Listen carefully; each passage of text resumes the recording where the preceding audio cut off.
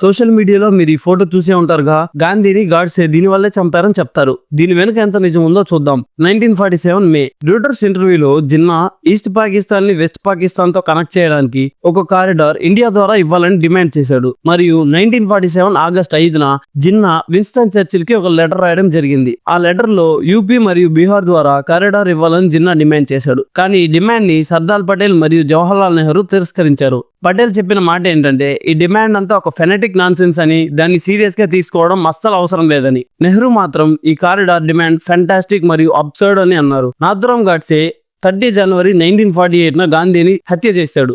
1949 మే 5న పంజాబ్ హైకోర్టులో తన చివరి స్టేట్మెంట్ ఇచ్చాడు. అందులో గాంధీని చంపడం వెనుక ఉన్న కారణాలు వివరించాడు. ఆ స్టేట్మెంట్ లో జిన్నా అడిగిన కారిడార్ గురించి గాడ్సే ఏం చెప్పలేదు. కానీ గాంధీకి పాకిస్తాన్ కి వెళ్ళాలి అనే ప్లాన్ అయితే ఉండేది. గాంధీ సెక్స్ ఎక్స్పెరిమెంట్స్ గురించి మీకు తెలుసా? తెలియదు అనుకుంటే కింద ఉన్న లింక్ క్లిక్ చేయండి.